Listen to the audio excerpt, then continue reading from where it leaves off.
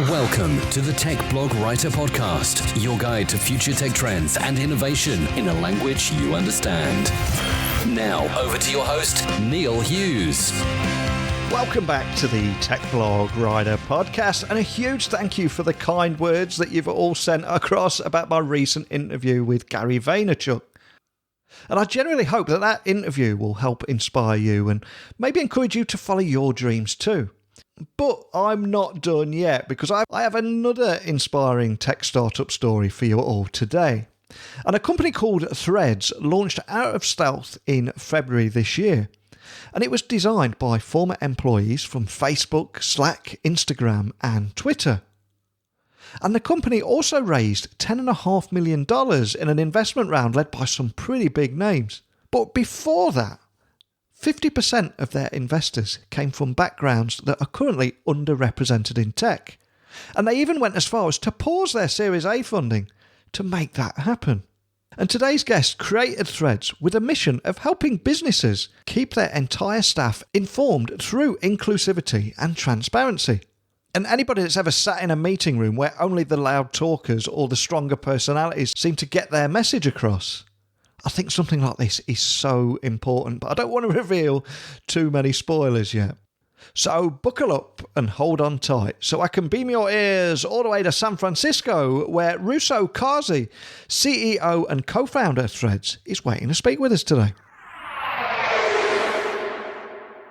So a massive warm welcome to the show. Can you tell the listeners a little about who you are and what you do?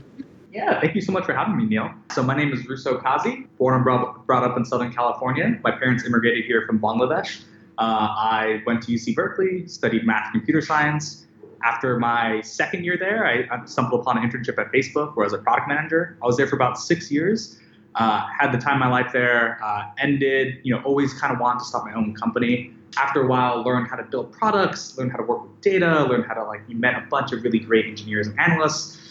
Eventually, left, explored a few ideas, and noticed this interesting phenomenon where we realized that as teams grew, their ability to keep everyone on the same page started to quickly fall apart. Now, this didn't happen intentionally or maliciously. It happened because after a certain number of people, those tools break. We've all kind of been there. Meetings become all hands, emails become fragmented, messaging becomes chaotic. And because of this, you start excluding people so you can move work forward. Now, this means that people are now unheard. It means that teams are now making worse decisions because they have less context, and ultimately means that your company is moving more slowly. So we saw that this was a problem that was kind of afflicting, industries, agnostic of industry, and we want to fix it. So we built a company called Threads, and it's a platform designed to help your team inform, discuss, and decide in a way that scales elegantly as your team grows.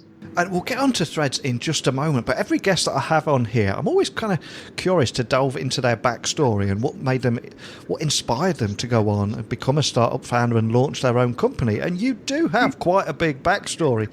And as an ex-Facebooker, can you tell me a little bit more about your time there and what it was like working at Facebook, and what essentially did you learn from there that you'd go on and use to go on and become a startup founder? It's a great question. There's so many things. Well, first of all, I had a great time at Facebook. Tons of growth. You get to work with such incredible people. There's so many interesting problems and products to work on. In terms of what I learned that actually helped me move over into starting my own company, there was a few. One, you learn actually how to iterate, how to listen to feedback, and how to listen to users and make sure that you're building towards the right solution. Two, you start building a really strong network with incredible engineers and designers and people who also share your similar product building principles. And I'd say three, one of the most valuable things you pick up from one of these companies is that you realize that scaling things is hard but not impossible. If you have something worth value, you will eventually learn how to scale it and get it to many people. The hard part is building something worth scaling. No matter how much money you throw at it, no matter how many more hours you put at it, you could always grow something, but it's hard to actually grow retention without you actually providing a lot of value. So learning that at a big company and actually seeing the many different ways that people try to grow retention, you really realize that you can't really substitute anything for true product value. And I think that was a really cool thing to learn at scale. And like you said, you did go on from there to launch your own company called Threads and set out on a mission of helping businesses keep their entire staff informed through inclusivity and transparency. But before we talk about Threads, can you just tell me a little bit more about the inspiration behind it and those problems that you wanted and you knew you wanted to tackle right from the offset? I'd love to. I think, if you take a step back, we hire and work with so many great people, but you only ever hear from a few. So one of the kind of trends that I love kind of studying in history is that anytime you give humanity access to more information, you see that innovation spikes, right? The more context, the more knowledge people get, the more they're able to do with it. Now, when you think about it, in the workplace, there's so much information and knowledge that's just siloed within, the awesome people that you've hired. And the reason why you can't pull them out isn't because, you don't want to hear from them or because you don't think they have anything good to say. It's just that the tools that we have today aren't really built to have these large, broad discussions at scale. So for me, it could be that because if you think about our current tools today, right, meetings or quick messaging or whatever, you realize that it's really built for a certain type of person. Maybe the louder person, maybe the person that's a little more aggressive, but a large majority and a growing majority of your company could be introverted. It could be a remote worker. It could come from an underrepresented background. It could be a junior employee with the freshest perspectives, and you don't really have the environment to help them kind of be their best selves. That's something that we believe in, and something that we saw here, which is I think most companies today realize that there's so much value in hiring the best people, but the future of work is really one where you build an environment where they can all be their best selves. And we just saw this as a massive opportunity across different industries. And that's kind of what inspired us to move forward. Just listening to you there, I was getting flashbacks of my corporate IT past and sitting in those meeting rooms. And every personality type that you mentioned were always present. And typically, it was always the loud talkers that seemed to dominate those meetings. And the people that had real value to add just sat back in the background. So that's something that's happening all over the world, isn't it?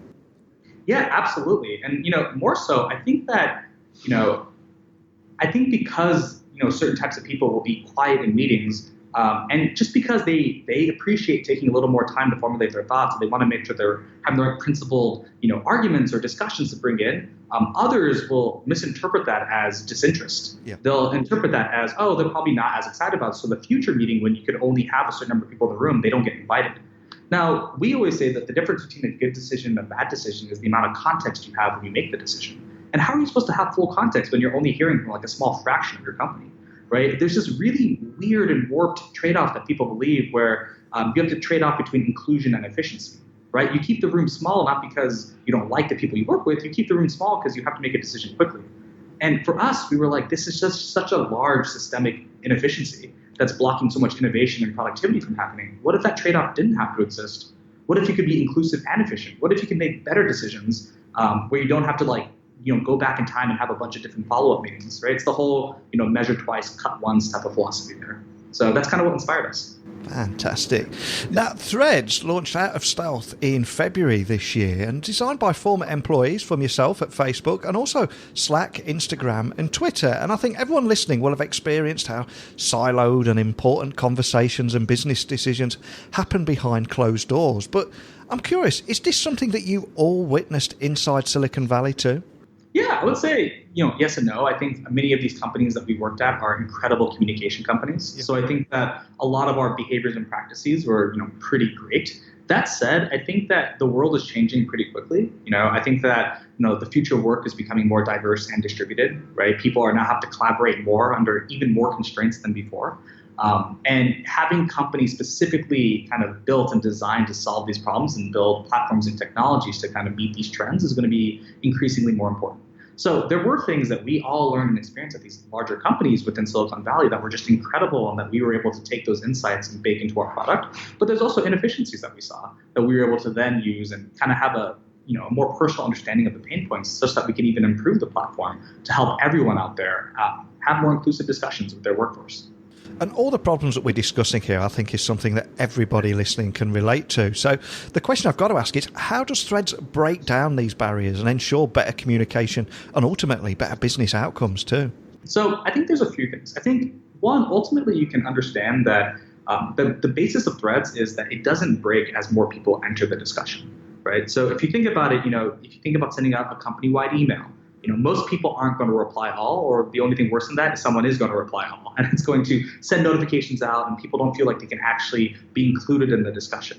So for us, we built a product that scales elegantly as more people enter the discussion. So, it separates everyone having access to information from you being over-notified about it. With that, a leader can then post an announcement, a strategic update, a question to the team, and other people can comment and reply on this discussion with only notifying the other people who've opted into the discussion. And that helps in a lot of different ways, because it means that now people aren't holding back information because they're afraid they're going to annoy people. They're contributing and they're sharing because they actually have questions and they assume that other people have the same. So I think in a few ways that this actually breaks it down. I can give you a few examples that we've actually seen within our company as well as others. So one core example here is we are a little under 30 people here at Threads, and we don't have any recurring meetings. Right? We have one-on-one still because we like hanging out with each other. But other than that, all important strategic updates, proposals, discussions, architecture review, all happens on a thread. Now, the cool thing about this is that since all of this stuff is naturally documented, you realize that all these meetings and discussions are accessible to all current and future employees. And that's a pretty interesting kind of segment here, where when we think about inclusion, we're not only talking about including the people you work with today, but including the people you haven't even hired yet. So one really cool thing here is I remember maybe a year ago, I started a product proposal with the team around what product should be, how should we actually structure our hotkeys? And I wrote this whole proposal for it, and I thought it was going to be a pretty simple discussion, but it ended up being one of the most intense discussions we've ever had at the company, because apparently people have really strong opinions about what hotkeys they use.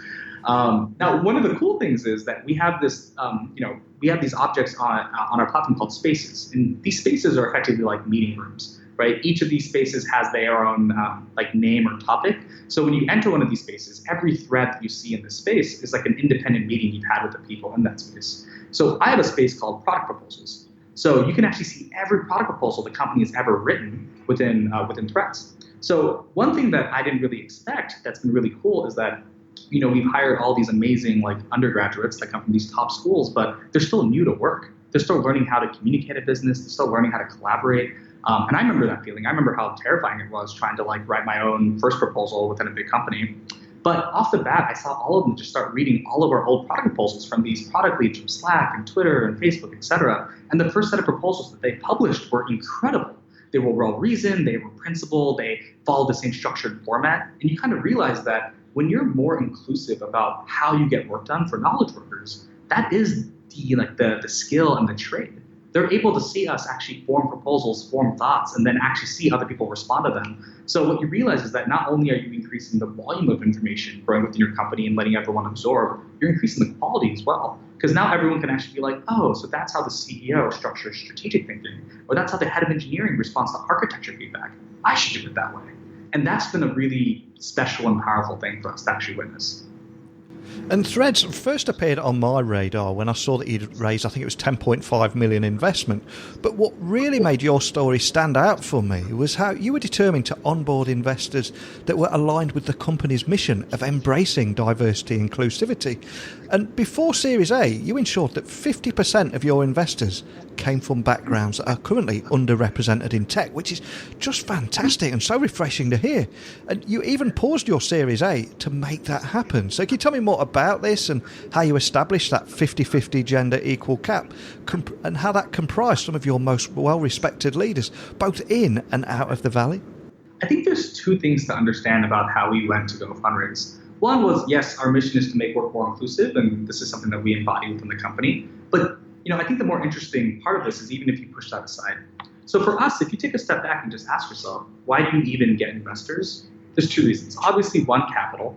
But two, you're finding advisors and people you can go to for some really important decisions you need to make within your company, right? From how to hire, to comp, to promotions, to equity, to anything and everything around building the product and the company and the culture.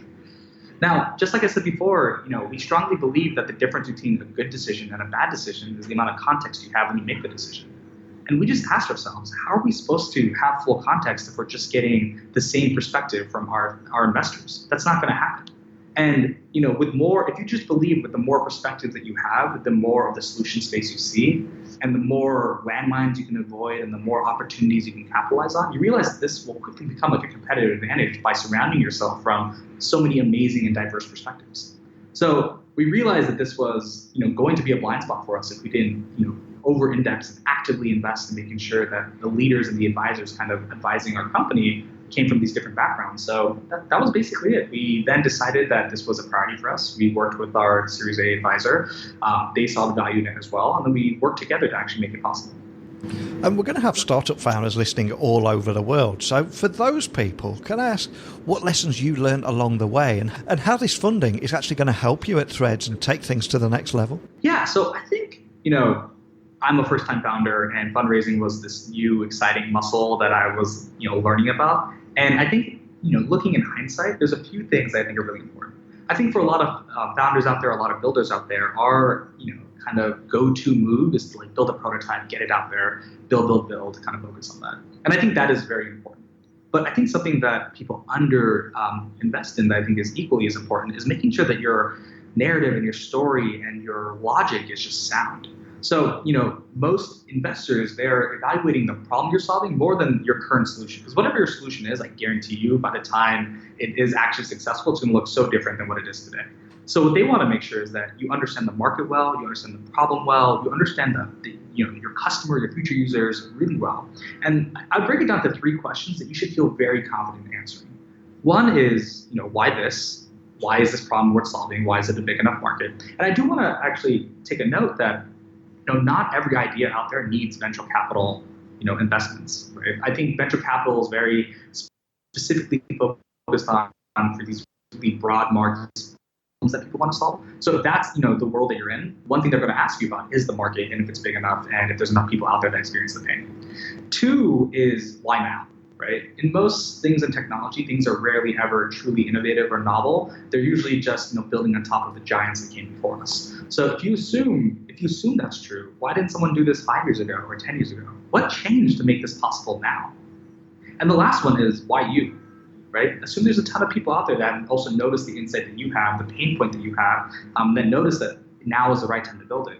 Why will you be a better person to bet on versus other people coming into this space? And I think having good answers to that really just inspires confidence from all of the different investments and investors that you'll actually talk to, and it shows them that you're the person that they should bet on in the long term. Yeah, and then so that's kind of a lesson learned. If I had to give any input to founders just about to go through the process, definitely think about those and take the hours or weeks you need to really just feel confident in those answers. In terms of what we're going to do with the funding, I'll be the first to admit it. Raising money is not an exact science, right? There is not an Excel sheet that everyone goes through and they're like, oh, this is the exact number that you need. At the end of the day, it really comes down to your mission, your hope, how many people you think you need to work with and hire. But a lot of it, I think, comes down to it gives you peace of mind to actually focus on what you should be focusing on, right? Every minute you're worrying about, can you actually afford this next amazing engineer or designer or biz ops person that you want to hire? Or every minute that you're worrying will we have enough runway for rent is another minute that you're not doing the unique impact that only you can do, which is finding product market fit, which is making sure that the team is happy, healthy, and moving forward, which is showing that this business and this company is actually going to thrive in the long term.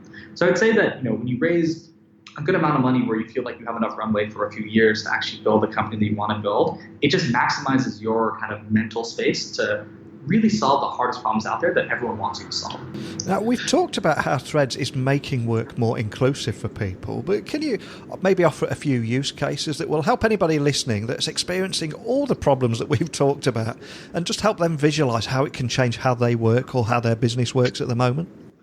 The best way to understand Threads, the platform, is probably to understand our 3 core objects. And the best way to understand that, quickly is to kind of understand how we work in the physical world. So in the physical world, most companies have a building, right? And you walk into the building to get work done every day.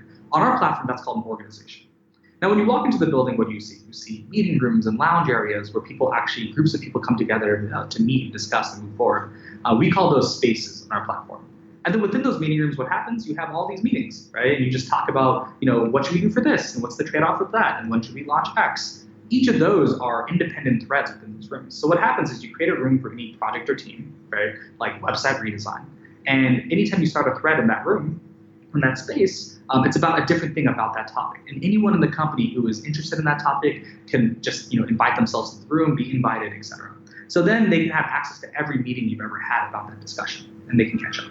So if you take this at scale, there's a few use cases that come in handy. One, you can have company level use cases. So a lot of our customers, and one of the coolest things about Threads to date is that that our customers come from such a diverse industries. We have a cricket farm in Ghana that lives on our product, all the way to a cryptocurrency index fund using it, all the way to a 60-person CPG company in Austin. And they all use it for very similar things to make sure that their information within their company is more accessible and inclusive. So some use cases, you can imagine company announcements, right? You starting a company announcement space, and every time you have a big announcement that you want everyone to read, you can post in the space. You can actually see on our product who's caught up on it, if they plan to follow up on it, and people actually feel comfortable asking questions about your announcement because they know it won't over-notify everyone. For every project or every process that you have, one example here is, I can't name the company today, but one of our customers, they used to do all of their architecture proposals and reviews, technical architectural proposals, in a meeting. And then they eventually created a space called architectural review, and they would post anytime they had a proposal for how they want to change their engineering architecture in this space, and everyone would jump in and comment and reply and have this awesome discussion. Well, the head of engineering there recently told me that he was meeting with the Women in Tech club within their company, and they mentioned how much they love threads, because they said before every architectural review would be 30 minutes, 45 minutes, and none of them would actually have a chance to get a word, right? So they would just kind of stay quiet, take notes, etc. But ever since they moved to threads, they've all now been able to engage in every review, right? That's like maybe 20% more people sharing their thoughts and perspectives on every proposal, right? Which means that they're catching more bugs, which means that they're like capitalizing on more opportunities that other people might have not seen, and they're actually making better decisions. So I think that is a perfect microcosm of how this actually drives better business outcomes. When you have a way where you don't have to trade off between inclusion and efficiency, you're just making better decisions. Because now you have more people who are brilliant and have all this context actually providing more context into your decision to let you know, hey, you're probably missing this. This is one thing we should add into this proposal so we can actually have a stronger solution. And maybe one other example here is there's this 85-person company called Buffer. They're this incredible company that has been fully distributed from day one. So they're around like 50 different locations, and they have a lot of epic communication constraints because they're all in different locations, time zones, etc.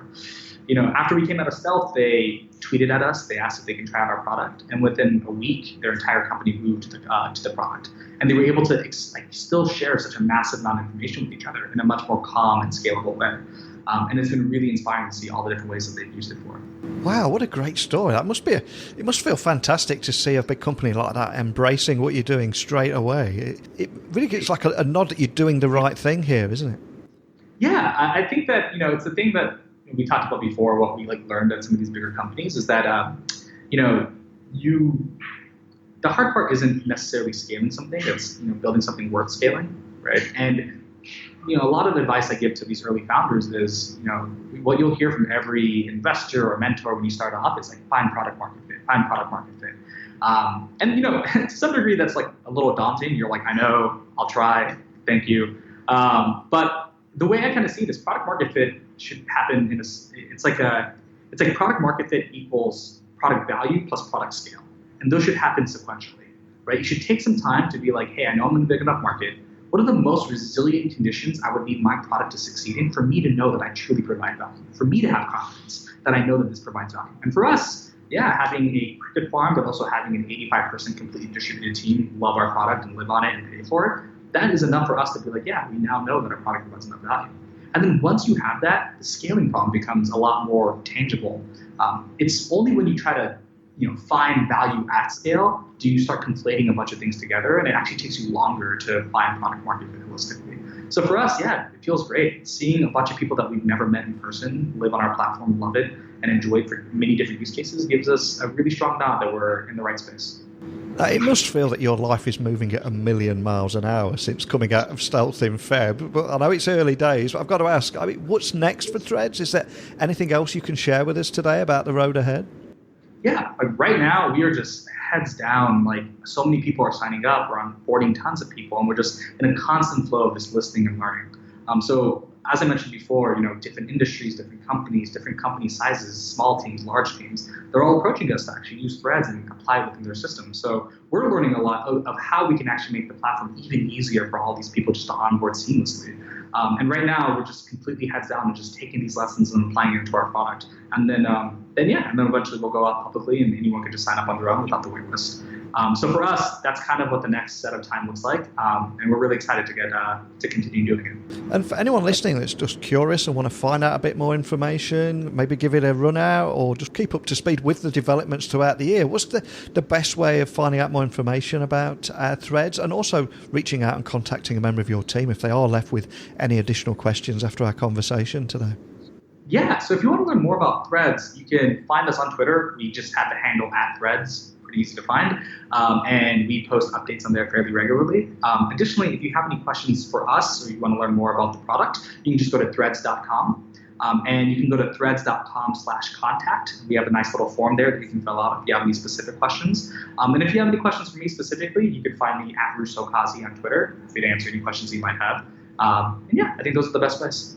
Fantastic. Well, a huge thanks for coming on today. I think every business out there has a diverse audience. If you don't have a diversity of thought within your organisation, how can you meaningfully serve them? And I love how you tackle that problem, and also how you're giving every staff member a voice within your company. I've witnessed what happens when you don't so many times. It is quite tragic. It's a very real problem that you're tackling. So thank you so much for coming on and sharing that story with me today. Thanks. I really appreciated it. Thank you so much, Neil. There were so many great talking points in today's episode. And I must admit, when I first heard about Threads, one of the things that really excited me was that 50% of their investors came from backgrounds that are underrepresented in tech. And the fact that they paused their Series A round to make that happen is something that I've never heard before. And Rousseau and his team need applauding for doing just that. Because yes, this is a tech startup, but ensuring that onboard investors that are aligned with the company's mission of embracing diversity and inclusivity. That, for me, is completely priceless. But what are your thoughts on anything we talked about today? I do like to offer a kind of virtual open mic where anybody listening from anywhere in the world can either come on this show, talk about today's episode, or indeed talk about their own personal insights, their own experiences.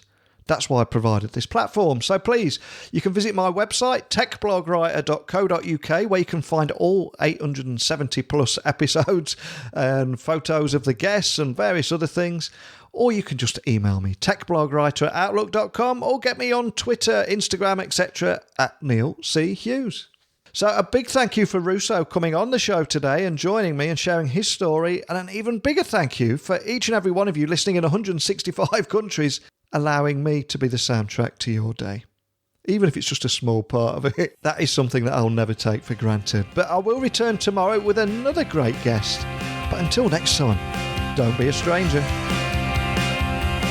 Thanks for listening to the Tech Blog Writer Podcast. Until next time, remember, technology is best when it brings people together.